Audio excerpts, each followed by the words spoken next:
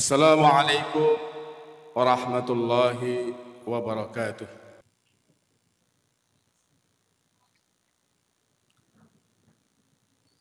Alhamdulillah nahmaduhu wa nasta'inuhu wa nastaghfiruh wa na'udzu billahi min syururi anfusina wa min sayyiati a'malina may yahdihillahu fala mudilla lahu wa may yudlilhu fala hadiyalah. Asyhadu an la ilaha illallah wahdahu la syarika lah wa asyhadu anna Muhammadan abduhu wa rasuluh la nabiyya ba'da. Amma ba'du fa ya ibadallah usikum wa iyaya bitaqwallah wa ta'atihi la'allakum turhamun.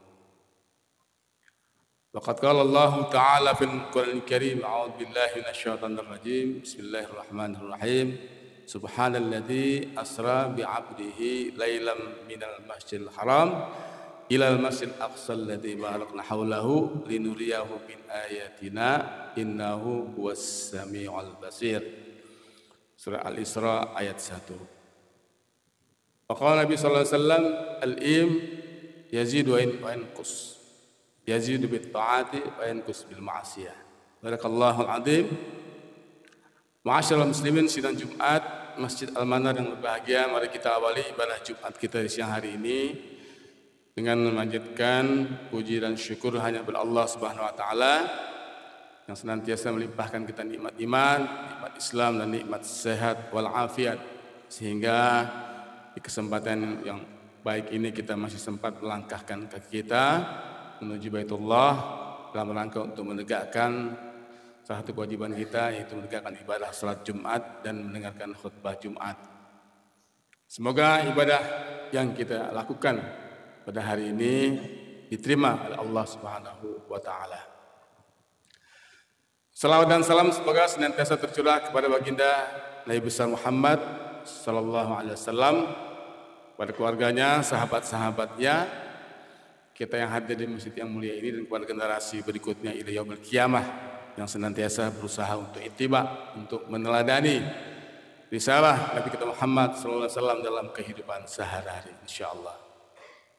Sidang Jumat yang berbahagia, khatib berwasiat kepada diri khatib dan kita yang hadir, mari sama-sama kita senantiasa memelihara iman dan takwa kita kepada Allah Subhanahu wa taala. Karena iman itulah yang bisa mengantarkan kita kepada kehidupan yang bahagia dunia dan akhirat. Sidang Jumat berbahagia, dalam kesempatan khutbah Jumat yang singkat ini, izinkanlah khatib membawa tema tentang hikmah Isra Mi'raj. Sidang Jumat yang berbahagia, Isra Mi'raj merupakan sebuah hari besar dalam hari-hari besar umat Islam di dunia, maksud Indonesia, yang diperingati baik dari mulai tingkat di bawah di masyarakat sampai ke tingkat di atas atau istana. Untuk apa? Ini menjadi pelajaran bagi kita umat Islam khususnya untuk meneladani kisah atau perjalanan Nabi kita Muhammad SAW dari Masjidil Haram ke Masjid Al-Aqsa di Palestina, kemudian naik ke Sidratul Muntaha atau langit tertinggi hanya dalam waktu semalam. Peristiwa itu berlangsung 621 Masehi atau Miladiyah, 1 bulan sebelum beliau hijrah. Isra Mi'raj, Isra artinya perjalanan. Nabi kita Muhammad SAW dibawa oleh malaikat Jibril dari Masjidil Haram ke Masjid Aqsa di Palestina, yang sekarang masjid tersebut dikuasai oleh penjajah Israel. Masih terjadi peperangan antara pasukan Gaza dengan pasukan Israel. Secara logika ini seperti Mi'raj, enggak masuk di akal. Gaza itu dengan penduduk yang kecil, tapi bisa mempertahankan diri dari serangan tentara Israel yang bersenjata lengkap, bahkan dibantu oleh Amerika, Inggris, Italia, Spanyol, dan negara Eropa. Tapi berkat pertolongan Allah, kemudian semangat yang luar biasa dari tentara-tentara di Gaza dan tentara-tentara yang ada di Lebanon, di Suriah, Gaza masih bisa mempertahankan diri. Bahkan Amerika dan Inggris sudah kewalahan. Mereka menyatakan kepada Perdana Menteri Israel untuk segera berunding dengan Palestina dengan solusi dua negara yang bertetangga dan berdaulat. Sementara Israel tidak mengakui Palestina. Jadi kembali kepada tema kita pada hari ini.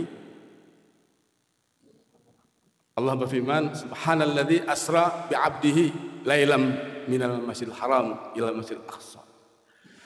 Maha suci Allah yang telah memperjalankan hambanya Abdun dari Masjidil Haram ke Masjid Al-Aqsa di Palestina,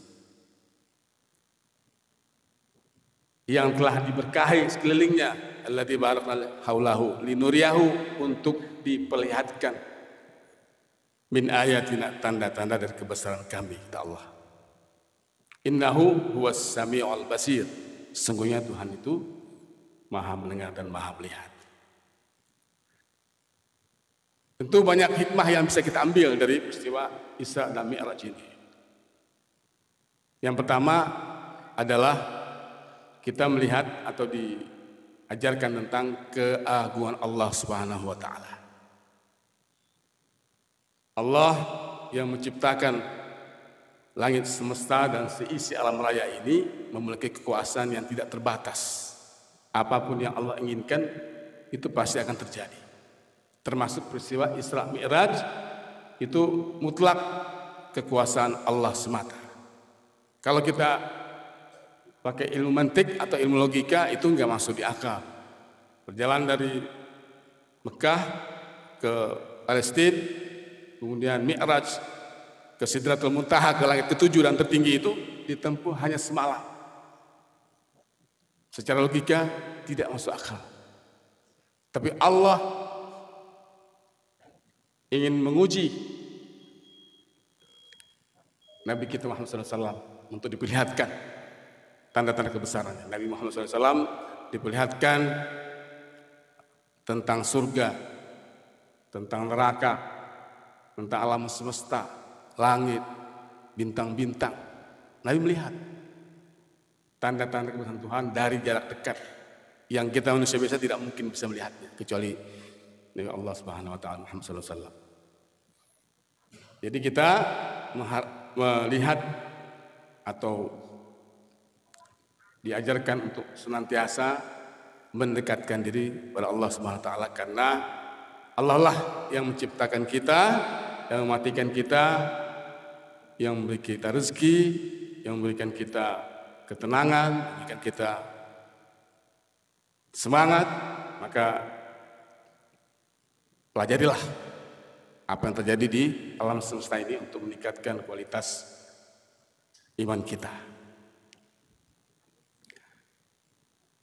Kemudian yang kedua, hikmah dari Isra Mi'raj adalah kita diminta untuk menghargai sholat 5 waktu. Peristiwa Isra Mi'raj itu memerintahkan kepada umat Islam untuk melaksanakan sholat 5 waktu. Sebenarnya Allah memerintahkan sholat 50 waktu, tapi Nabi Musa menyampaikan usul kepada Nabi Muhammad agar 5 waktu saja. Beliau khawatir umat Nabi Muhammad tidak kuat kalau 50 waktu dalam sehari semalam. Maka berkat kemurahan Allah Subhanahu wa taala, kita hanya diwajibkan untuk melaksanakan sholat 5 waktu. Nah, ini menjadi PR bagi kita untuk terus meningkatkan kualitas sholat kita.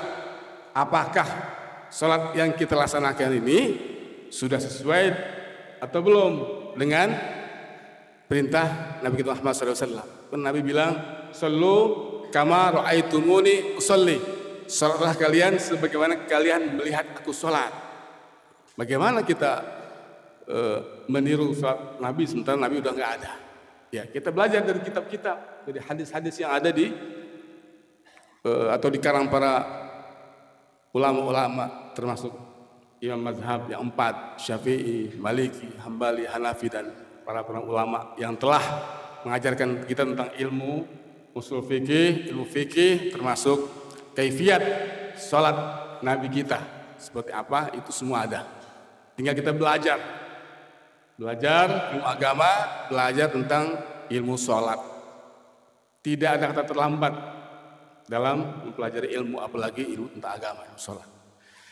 Kita ingin agar salat kita semakin baik, semakin khusyuk. Gimana salat semakin khusyuk? Bisa nggak kita dalam salat konsentrasi hanya berdialog dengan Allah? Karena salat adalah media dialog antara hambanya dengan Allah.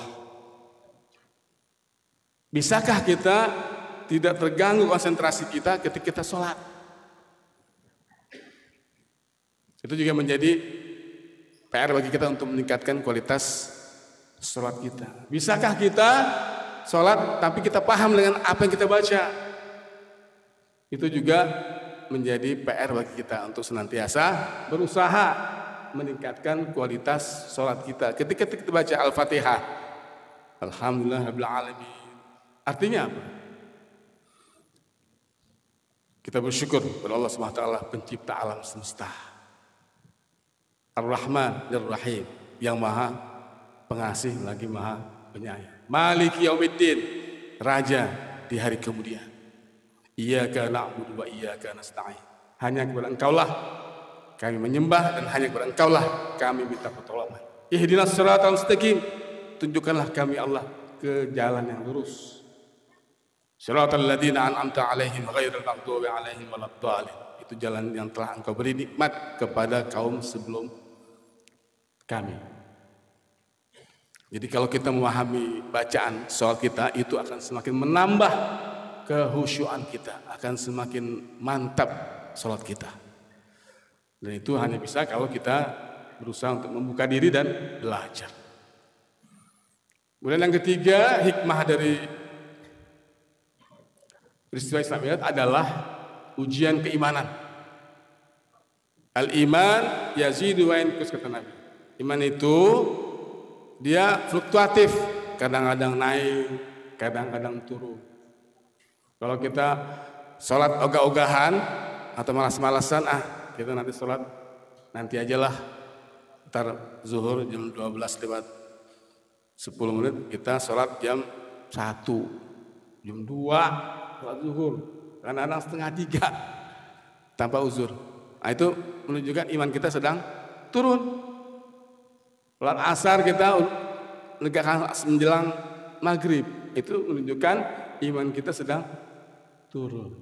Iman kita itu akan pada posisi yang baik atau naik kalau kita begitu azan masuk langsung masuk masjid berjamaah, atau langsung kita gelar sejadah untuk sholat. Itu berarti iman kita dalam posisi yazidu, meningkat. Dan sebaliknya, kalau kita sedang menurun iman kita, berarti kita perlu perbaiki dengan menambah doa kita, menambah zikir kita supaya iman kita makin mantap. Ujian keimanan tadi itu dibuktikan ketika Nabi selesai Isra Mi'raj, beliau kabarkan para sahabat-sahabatnya, para penduduk Mekah. Mayoritas penduduk Mekah tidak percaya, kaum Quraisy tidak percaya peristiwa Isra Mi'raj. Bahkan menjadi gunjingan, menjadi fitnah bahwa Rasul berbohong. Melihat situasi seperti itu, Abu Bakar As-Siddiq maju. Beliau menyampaikan bahwa menanya kepada Rasul, apa betul engkau telah Isra Mi'raj ya Rasulullah? Benar. Nah, mendengar cerita dari Nabi kita Muhammad SAW, Abu Bakar langsung percaya 100%, bahkan 1000%. Itulah makanya Abu Bakar disebut As-Siddiq, orang yang jujur, yang dapat dipercaya. Abu Bakar lah menyampaikan kepada kaum Quraisy bahwa ini memang Nabi baru saja melaksanakan Isra Mi'raj dibawa oleh malaikat Jibril. Bukan kemauan Nabi sendiri, tapi Allah yang memperjalankan Nabi kita dalam Isra Mi'raj. Itu tandanya ujian tuh iman kita. Kadang-kadang iman kita ini diuji dengan peristiwa-peristiwa yang mengandung mukjizat, yang kalau kita tidak yakin, kita dipertanyakan keimanan kita. Jadi kalau misalnya Allah sudah memerintahkan, kita laksanakan. Kalau Allah melarang kita, kita tinggalkan. Itu bagian dari yazidu wa yanqus. Jadi iman kita bertambah ini atau terus kita melakukan berbagai kebaikan. Iman kita akan turun kalau kita melaksanakan kemaksiatan. Dan yang terakhir, hikmah dari Isra Mi'raj adalah kita diminta untuk mempelajari sejarah tentang nabi-nabi sebelum Nabi kita Muhammad sallallahu alaihi wasallam. Bahkan dalam peristiwa Isra Mi'raj, Nabi kita sempat dipertemukan dengan Nabi Ibrahim, Nabi Musa, Nabi Isa. Bahkan memimpin sholat berjamaah Nabi kita sallallahu alaihi wasallam. Sebagai tanda Nabi kita adalah penghulu para nabi, pemimpin para nabi itu Nabi kita Muhammad sallallahu alaihi wasallam. Bahkan penutup para nabi. Itu kisahkan dalam Al-Qur'an tentang Isra dan Mi'raj. Artinya apa? Setiap nabi meskipun syariatnya berbeda, Nabi Musa dengan Tauratnya, Nabi Ibrahim dengan suhufnya, Nabi Taurat dengan kitab, Nabi Musa dengan kitab Tauratnya, Nabi Daud dengan kitab Zabur, Nabi Isa dengan kitab Injil, dan Nabi kita Muhammad sallallahu alaihi wasallam dengan kitab Al-Qur'an. Jadi semua nabi itu diberikan Allah wahyu dalam bentuk kitab. Nah itu wajib kita imani, kita percaya. Dan kita juga mempelajari, mendengarkan kepada khususnya anak-anak kita untuk senantiasa juga belajar tentang kisah-kisah Nabi Muhammad SAW dan nabi-nabi sebelum Nabi Muhammad SAW. Banyak kisah-kisah yang kita bisa ambil hikmahnya dalam rangka untuk kembali meningkatkan iman dan takwa kita Allah Subhanahu Wa Taala. Jadi itulah 4 hikmah yang bisa kita ambil dari peristiwa Isra dan Mi'raj Nabi kita Muhammad SAW. Mudah-mudahan Allah memberikan kekuatan iman, kekuatan lahir batin bagi kita untuk bisa meniru nilai-nilai yang terkandung dari peristiwa Isra Mi'raj. Barakallahu lakum fil Qur'anil Hakim wa nafa'ani wa iyyakum bima fihi minal ayatil hakim. Wa taqabbalallahu minna wa minkum tilawatahu innahu huwas samiul alim.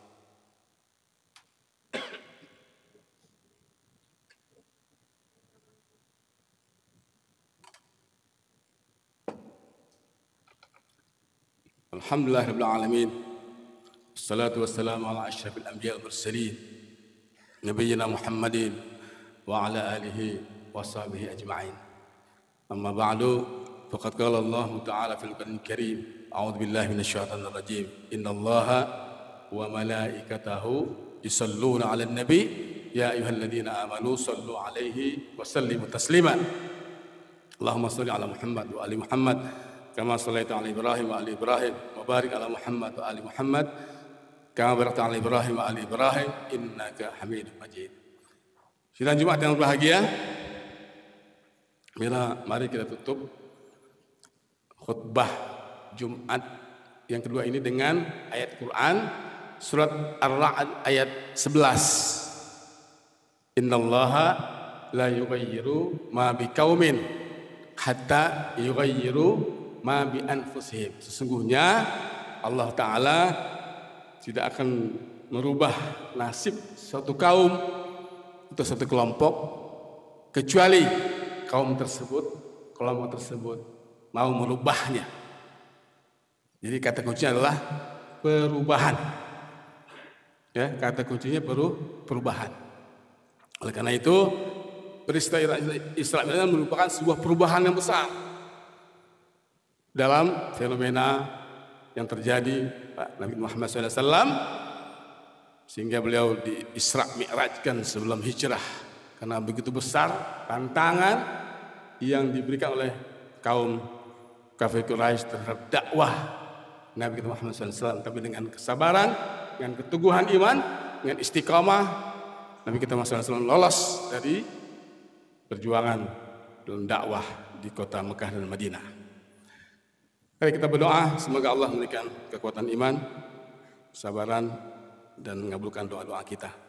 Allahumma ighfir lil muslimin wal muslimat wal mu'minin wal mu'minat al ahya'i minhum wal amwat innahu sami'un qaribun mujibud da'wat wa yaqdil hajat bi rahmatika ya arhamar rahimin. Rabbana zalamna anfusana wa illam taghfir lana wa tarhamna lanakunanna minal khasirin. Rabbana hab lana min azwajina wa dhurriyyatina qurrata a'yun waj'alna muttaqina imama. Allahumma ighfir lana wal walidina warhamhuma kama rabbana shighara. Rabbana atina fid dunya hasanah wa fil akhirati hasanah wa qina adzaban nar. Ibadallah, innallaha ya'muru bil 'adli wal ihsan wa ita'i dzil qurba wa yanha 'anil fahsya'i wal munkar ya'idukum la'allakum tadhakkarun. Fadhkurullaha adhkurkum washkuruhu 'ala ni'amihi yazidkum wa la dzikrullahi akbar. Aqimus shalah.